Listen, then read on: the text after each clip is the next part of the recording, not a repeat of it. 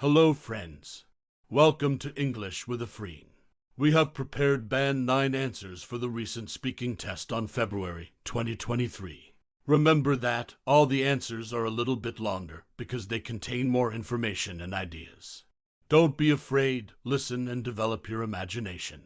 Oh, please subscribe to the channel for more content. Now listen and learn. Good morning, and welcome to the speaking portion of the IELTS exam. My name is Christian. I will be your examiner for this part of the test. It has 3 parts. I will give instructions for each of the part. I am recording this test for marking purposes. All right. This is candidate number 930667, and the time is 11 o'clock. We are doing the exam in Dhaka, Bangladesh.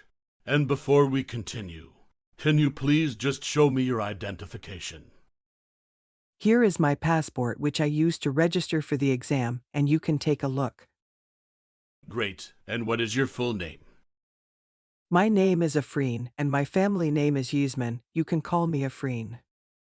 Okay, Afreen. For part 1, I will ask you a couple of questions to get to know you better, and a couple of questions on a general topic. All right. Do you work or study? I actually do both at this moment. I work for a financial institution as a financial strategist. And I also study IELTS and also GRE for my higher studies. Well, great. Where are you from? I was born and raised in Chittagong. However, I have been living in Dhaka, which is the capital city of Bangladesh, for 3.5 years now. What kind of accommodation do you live in? For the past 21 years, I have lived in a house with my family. And I think if I can move out and start making a living on my own, I would try my best to have an independent place where I can plan and design a house layout to suit myself, since sharing a room or a flat with strangers sounds so troublesome to me. What do you usually do in your house? Well, definitely I'll spend some me time there. I study, I chill out by reading, drawing and dancing all by myself. Sometimes I also invite 1 or 2 friends to spend time with. We'll watch some movies together and tell each other endless stories. Do you drink a lot of water every day? Why? Why not? Generally, I drink 8 to 10 glasses, which will be approximately 3 liters of water per day. I think it's enough for my health. I always try to ensure that I am giving my body the necessary amount of hydration and to be sure to get as close as possible to the daily recommendations for water intake. Moreover, staying well hydrated can reduce the risk of cardiovascular disease, and water helps the kidneys remove waste from the blood and may prevent the formation of kidney stones. Besides, water is also crucial for body temperature maintenance. Do you prefer drinking tea or coffee? Why? I'm definitely more of a coffee person. To be honest, I consider myself as a coffee expert. I can easily distinguish which one is best and which is not. However, I need a cup or 2 of coffee to shift myself into gear in the morning. Without it, I cannot work effectively and efficiently. On the other hand, tea tends to make me feel a bit anxious, whereas coffee gives me a natural, energized feeling. Moreover, coffee has more health benefits for me, especially since I'm prone to colds and coughs. If people visit you in your home, what do you usually offer them to drink? Why? Why not? Definitely, I would make tea or coffee according to the choice of the guest. If I have to choose, I would love to offer coffee. Last year, I bought a coffee maker, so I would want to offer them instant coffee. The custom of serving coffee to our guests is nearly as old as recorded history, a vital part of the tradition of sharing who we are. Besides, I have quite a collection of different coffee. I feel prouder to share this with my guests. Okay, Afreen, at this stage of the test, I will give you a card with a topic. You will have to talk about the topic for 1 to 2 minutes. Don't worry if I stop you. You have 1 minute to think about what you are going to say. You can make some notes to help you if you wish. Here is the paper and pencil. Your 1-minute preparation starts now. Describe a foreign city you would like to visit. You should say its name, how and when you would go there, who you would go with, and explain why you would like to visit this city. Your 1 minute's preparation is up. Would you start speaking now? I love traveling and exploring new places. Today, I'm going to talk about a foreign city I wish to visit. It's London, the capital of United Kingdom.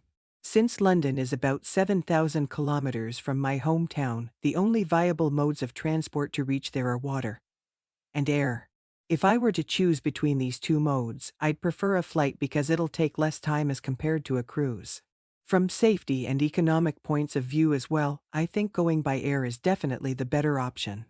Talking about the time when I'll go to London, I haven't yet decided, maybe in summer this year. I don't know who I'd take with me, but it would probably be some people that are close to me. I feel that visiting a new place is more fun if you're with your family or friends. I'll have a word with my parents and friends. Whoever wants to come with me is welcome. Coming to the many reasons why I want to visit London, I guess the main reason would be my fascination with history and art. You see, London is one of the oldest multicultural cities in the world. I've read about the changes which transformed this city into a center of history, art, business, and education through many of its conquests of the world. And thus, London is home to world-class museums and art galleries, all having a different and unique story behind them. Other than that, London also happens to have the oldest underground railway system in the world. To visit the most popular tourist attractions of London has been on my bucket list for a long time. These include the London Bridge, National Art Gallery, and the British Museum. I've heard that the bakeries in London are some of the best out there. I'd love to see what they have to offer. Okay, I am going to stop you here. Please turn over the notepaper and put it to the side. I am going to take back the card. And now we will continue with part 3. For part 3, I will ask you some questions in regard to your part 2 response. All right. Do you think it is better to visit cities alone or in a group with friends? In my opinion, traveling is the best way to discover new things, different ways of life, to meet different people and enjoy picturesque places. If I had a chance to go somewhere, I would choose to travel with a group of friends because it is much more fun and enjoyable. Besides, traveling with friends is a good way to make friendships stronger and become more powerful. It's also good for learning more about our friends and sharing experiences together. On the other hand, traveling alone can often be risky, and we cannot immediately reach out for help, especially if we travel to a foreign country, whereas group travel offers us safety and immediate help. In your opinion, what is the importance of tourism in a country? The tourism industry is very lucrative. It can attract millions of foreigners visiting a country's famous places to research.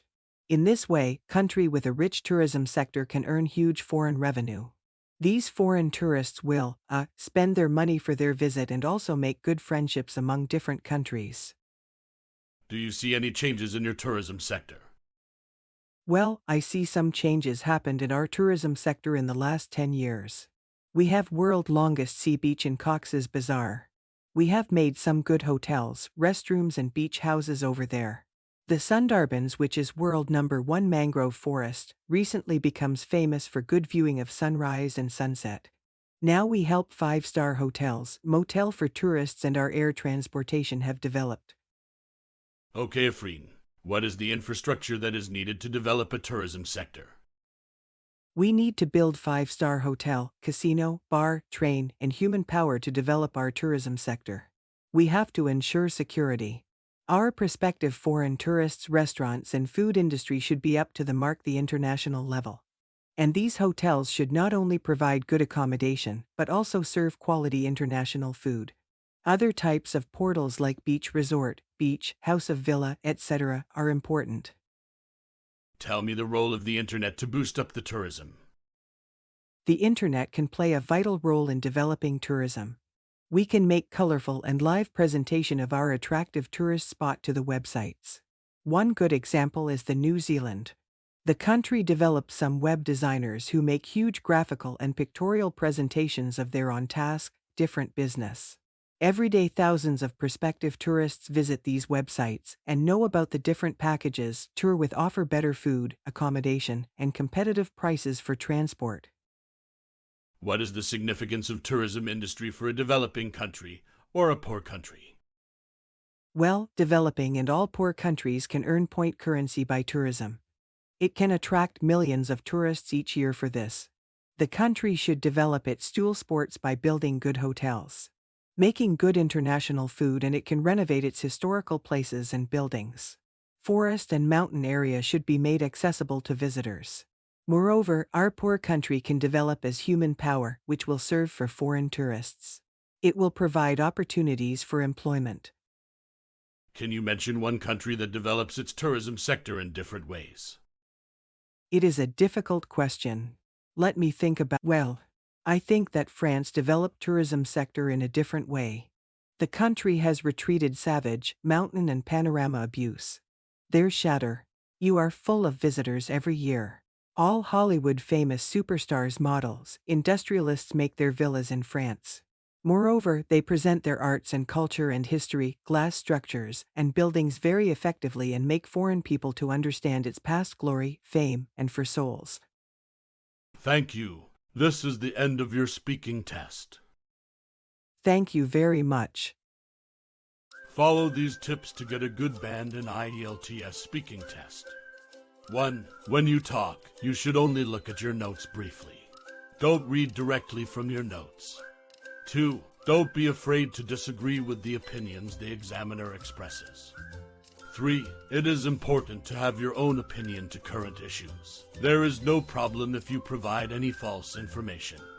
4. If you run out of ideas after 1 minute, give yourself a fresh start by looking at the task in the booklet again. 5. It's important to listen carefully to the examiner's questions so that you can answer in the correct tense. 6. When you answer yes, no questions, please answer the questions first and then give reasons for your answer.